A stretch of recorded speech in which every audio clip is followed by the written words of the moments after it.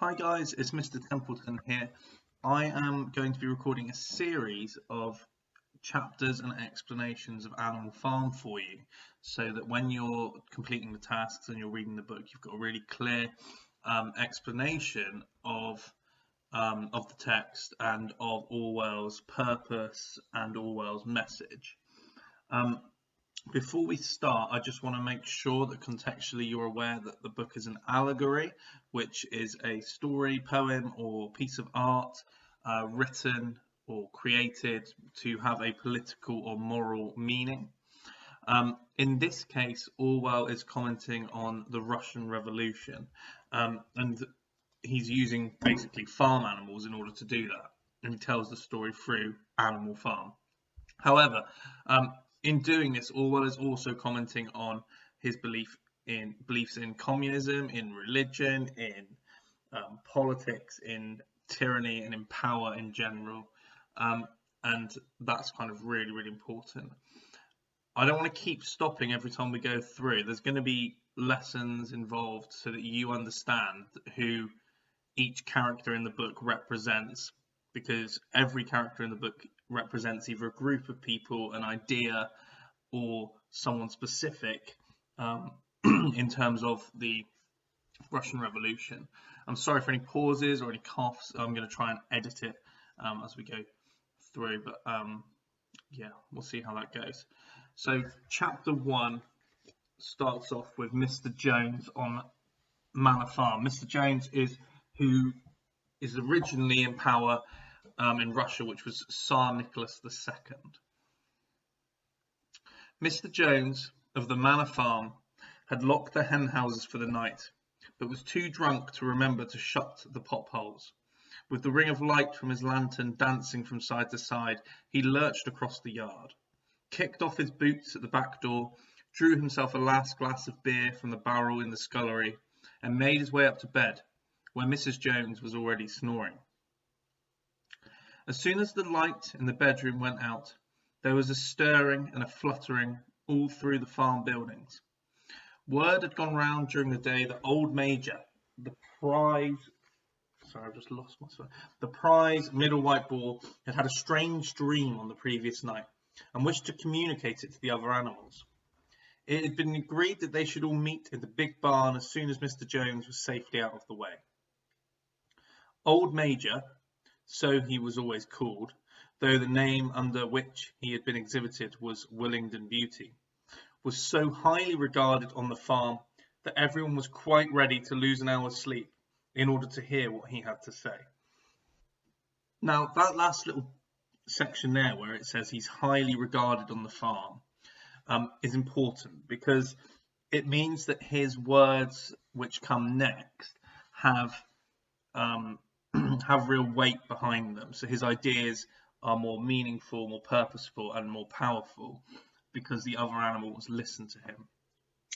Old Major is perhaps symbolic of Karl Marx or Lenin, and these original ideas of communism and Marxism, which we're going to see in a minute. In the book, it's called animalism. At one end of the big barn, on a sort of raised platform, Major was already ensconced on his bed of straw under a lantern which hung from a beam. He was 12 years old and had lately grown rather stout, but he was still a majestic-looking pig with a wise and benevolent appearance, in spite of the fact that his tushes had never been cut. Before long, the other animals began to arrive and make themselves comfortable after their different fashions. First came the 3 dogs, Bluebell, Jessie, and Pincher, and then the pigs, who settled down in the straw immediately in front of the platform. Now that part's slightly interesting, just because straight away we're kind of getting this idea of a hierarchy, because the pigs and the dogs are at the front. These are the later on you'll see that these are the animals that climb the hierarchy. I'm going to put some key terms on the video so you'll be able to see what I mean by hierarchy if you're not sure. The hens perched themselves on the windowsills, the pigeons fluttered up to the rafters. The sheep and cows lay down behind the pigs and began to chew the cud. The 2 cart horses, Boxer and Clover, came in together, walking very slowly and setting down their vast hairy hoofs with great care, lest there should be some small animal concealed in the straw. Clover was a stout, motherly mare approaching middle life, who had never quite got her figure back after her fourth foal. Boxer was an enormous beast, nearly 18 hands high and as strong as any two ordinary horses put together. A white stripe down his nose gave him a somewhat stupid appearance, and in fact he was not of first-rate intelligence, but he was universally respected for his steadiness of character and tremendous powers of work. Boxer and Clover are symbolic of at the time the peasants, the working class in Russia. After the horses came Muriel, the white goat, and Benjamin the donkey. Benjamin was the oldest Animal Farm and the worst tempered. He seldom talked, and when he did, it was usually to make some cynical remark. For instance, he would say that God had given him a tail to keep the flies off, but that he would sooner have had no tail and no flies. Benjamin's probably my favourite character in the book. He's Orwell's voice, but also symbolic of the more intelligent citizens of Russia at the time, and that's why he's cynical and negative. Alone among the animals on the farm, he never laughed. If asked why, he would say that he saw nothing to laugh at. Nevertheless, without openly admitting it, he was devoted to Boxer. The two of them usually spent their Sundays together in the small paddock beyond the orchard, grazing side by side and never speaking. Some have argued here, so where it says nevertheless, without openly admitting it, he was devoted to Boxer, that this is Orwell commenting that he was devoted to the working class and to the public. And that's why he wrote this book and commented on society. The two horses had just lain down where a brood of ducklings which had lost their mother filed into the barn, cheeping feebly and wandering from side to side to find some place where they would not be trodden on. Clover made a sort of wall around them with her great foreleg, and the ducklings nestled down inside it and promptly fell asleep. At the last moment, Molly, the foolish, pretty white mare who drew Mr. Jones's trap, came mincing daintily in, chewing at a lump of sugar. She took a place near the front and began flirting her white mane, hoping to draw attention to the red ribbons it was plaited with. Molly is symbolic of something called the bourgeois, which we will talk about at a later time. Last of all came the cat, who looked round as usual for the warmest place, and finally squeezed herself in between Boxer and Clover. There she purred contentedly throughout Major's speech, without listening to a word of what he was saying. All the animals were now present except Moses, the tame raven, who slept on a perch behind the back door. When Major saw that they had all made themselves comfortable and were waiting attentively, he cleared his throat and began. Right, I'm going to just stop here because I think it's a useful place to stop. Moses is symbolic of religion, particularly in Russia, so the churches, and he talks about a place called Sugar Candy Mountain later on, which we'll talk about when we get there. This speech now, I need you to take a step back and think about language paper 2, question 5, where you're asked to express your opinion, because you're going to see all those devices that you've been taught for the past 4 years kind of show up in this next speech. So we get things like rhetorical questions, repetition, rule of 3, and I'll comment on them as we go, but it's worth thinking about that before we read the speech. Comrades, you have heard already about the strange dream that I had last night, but I will come to the dream later. I have something else to say first. I do not think, comrades, that I shall be with you for many months longer, and before I die, I feel it my duty to pass on to you such wisdom as I have acquired. I have had a long life. I have had much time for thought as I lay alone in my stool, and I think I may say that I understand the nature of life on this earth as well as any animal now living. It is about this that I wish to speak to you. Okay, so firstly, he's giving himself credibility by saying that it's his duty to pass on his wisdom. So he's making himself seem really intelligent in order to convince the animals that his argument is right. Now, comrades, notice the repetition of comrades, what is the nature of this life of ours?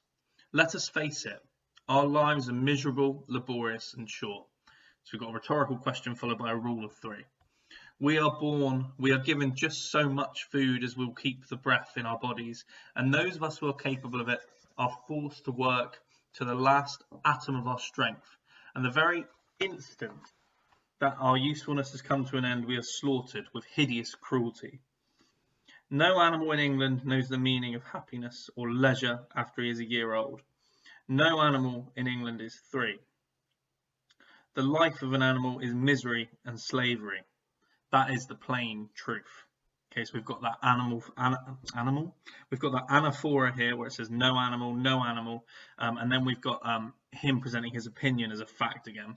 The life of an animal is misery and slavery. That is the plain truth. So even though it's his opinion, he's saying it's a fact. Remember when we studied question 5 and all of language paper 2, when we were looking at how people express their opinions, this is probably the most common way, by saying their opinion as if it's a fact. Not I think that the life of an animal is misery and slavery. The life of an animal is misery and slavery. But is this simply part of the order of nature? Is it because the land of ours is so poor that it cannot afford a decent life to those who dwell upon it? No, comrades, 1,000 times no. The soil of England is fertile, its climate is good, it is capable of affording food in abundance to an enormously greater number of animals than now inhabit it. This single farm of ours would support 12 horses, 20 cows, hundreds of sheep, and all of them living in a comfort and a dignity that are now almost beyond our imagining. Why, then, do we continue in this miserable condition? Because nearly the whole of the produce of our labour is stolen from us by human beings. There, comrades, is the answer to all our problems. It is summed up in a single word: man. Man is the only real enemy we have. Remove man from the scene, and the root cause of hunger and overwork is abolished forever. Man is the only creature that consumes without producing. That statement there is definitely a key quote. There are loads of key quotes scattered throughout this speech that we'll be teaching you individually, but I would certainly take a note of that quote. He does not give milk. He does not lay eggs. He is too weak to pull the plough. He cannot run fast enough to catch rabbits. Yet he is lord of all the animals. Orwell's actually commenting here on on Tsar Nicholas and on leadership and politicians in general, that they are, they're consuming, they're taking, but they're not actually producing. He sets them to work. He gives back to them the bare minimum that will prevent them from starving, and the rest he keeps for himself. Our labour tills the soil. Our dung fertilises it. And yet there is not one of us that owns more than his bare skin.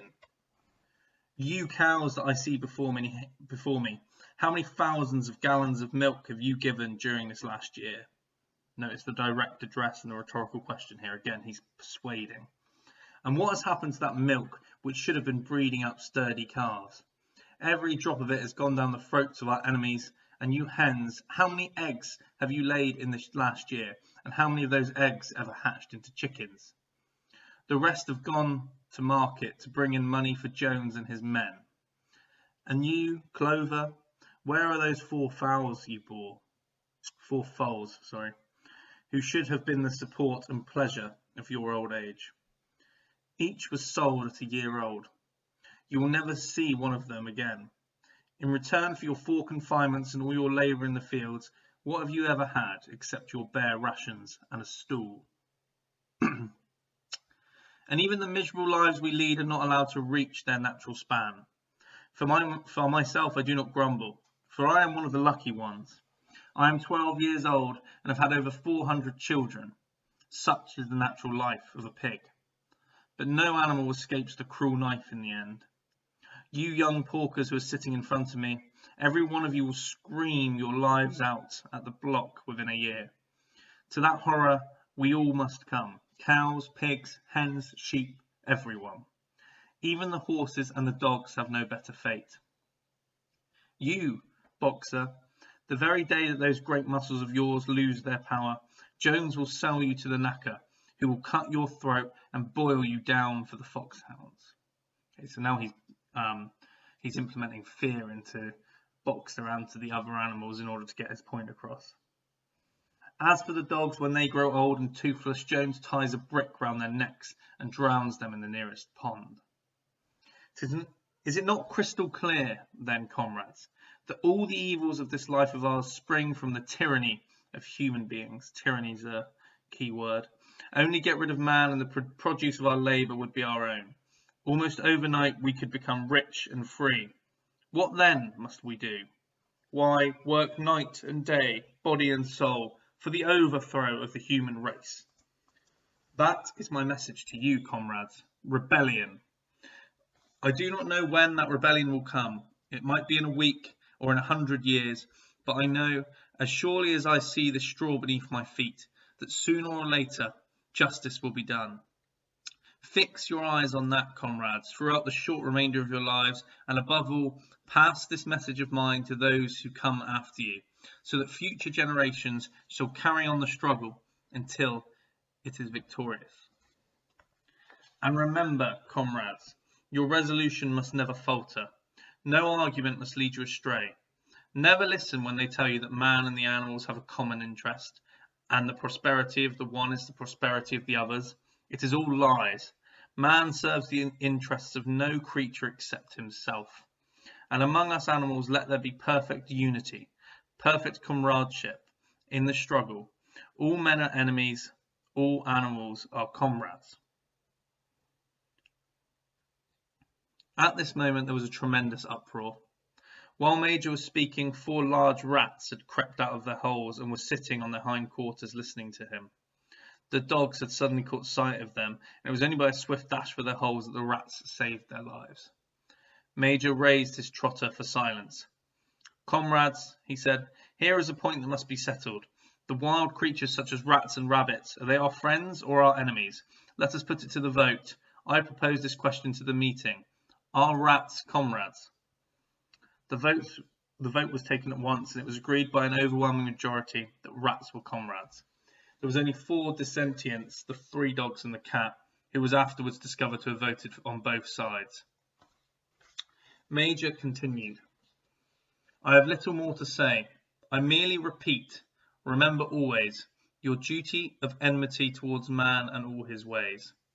Okay, this next section here kind of sums up the whole argument. So this is a key section to really embed into your mind, because it links into what happens later in the story. Whatever goes upon 2 legs is an enemy. Whatever goes upon 4 legs or has wings is a friend. And remember also that in fighting against men, we must not come to resemble him. Even when you have conquered him, do not adopt his vices.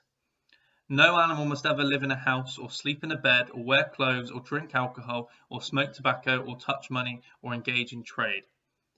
All the habits of man are evil, and above all, no animal must ever tyrannize over his own kind, weak or strong, clever or simple. We are all brothers. No animal must ever kill any other animal. All animals are equal. That's kind of the summary of communism, the idea of communism that everyone gets paid the same, no matter what job they have, everyone is valued the same in society. And now, comrades, I will tell you about my dream of last night. I cannot describe that dream to you.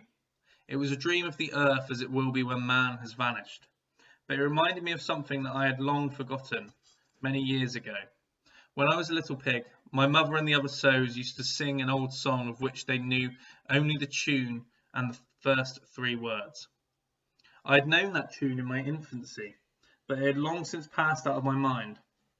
Last night, however, it came back to me in my dream, and what is more, the words of the song also came back.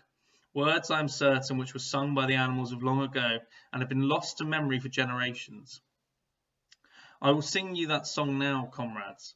I am old and my voice is hoarse, but when I have taught you the tune, you can sing it better for yourselves. It is called Beasts of England. Old Major cleared his throat and began to sing, as he had said. His voice was hoarse, but he sang well enough, and it was a stirring tune, something between Clementine and La Cucaracha. Cucaracha, sorry. The words ran, at this point I'm not going to sing, I'm just going to read you the song. Beasts of England, beasts of Ireland, beasts of every land and clime, hearken to my joyful tidings of the golden future time. Soon or late the day is coming, tyrant man shall be overthrown, and the fruitful fields of England shall be trod by beasts alone. Rings shall vanish from our noses, and the harness from our back, bit and spur shall rust forever, cruel whips no more shall crack. Riches more than mind can picture, wheat and barley, oats and hay, clover, beans and mangel wurzels shall be ours upon that day. Bright will shine the fields of England, purer shall its waters be, sweeter yet shall blow its breezes on the day that sets us free. For that day we all must labour, though we die before it break. Cows and horses, geese and turkeys, all must toil for freedom's sake. Beasts of England, beasts of Ireland, beasts of every land and clime, hearken well and spread my tidings of the golden future time. The singing of this song threw the animals into the wildest excitement. Almost before Major had reached the end, they had begun singing it for themselves. Even if the stupidest of them had already picked up the tune and a few of the words, and as for the clever ones, such as the pigs and dogs, they had the entire song by heart within a few minutes. And then after a few preliminary ties, the whole farm burst out into Beasts of England in tremendous unison. The cows lowed it, the dogs whined it, the sheep bleated it, the horses whinnied it, the ducks quacked it. They were so delighted with the song that they sang it right through 5 times in succession, and might have continued singing it all night if they had not been interrupted. Unfortunately, the uproar awoke Mr. Jones, who sprang out of bed, making sure that there was a fox in the yard. He seized the gun, which always stood in a corner of his bedroom, and let fly a charge of number 6 shot into the darkness. The pellets buried themselves in the wall of the barn, and the meeting broke up hurriedly. Everyone fled to his own sleeping place. The birds jumped onto their perches, the animals settled down in the straw, and the whole farm was asleep in a moment. Okay, that's the end of chapter 1. And chapter 1 really is the setting up of the rebellion and revolution, the Russian Revolution and the rebellion, the idea of overthrowing man, the idea of overthrowing Tsar Nicholas II in order to have more equality and a better quality of life on the farm. We see this through Old Major, who is, like I said, is symbolic of Karl Marx, and he gets his idea of communism across using all those rhetorical devices that you're already probably aware of, such as rhetorical questions, rule of 3, anaphora, everything like that. So he's really convincing in his argument. He's logical, he's experienced, and he's looked up to. So therefore, his ideas have more weight. This chapter kind of sets up the story and sets up that rebellion. It's really important you remember what happened in this chapter so that when we get to the end you can link it back, because the story contains a really deliberate cyclical structure. Right, so that's kind of it for today. I just want to kind of gather your thoughts, and it'd be really helpful for me if you let me know whether this is useful for me to do or not, as it takes up quite a lot of time. But I think if it's helpful, then I'd like to keep doing it. Thank you for listening. All of your teachers are really missing you. I'm really missing my groups. And just make sure you stay safe, look after each other, and keep up the fantastic work. We're all super impressed, super proud, and look forward to seeing you, hopefully.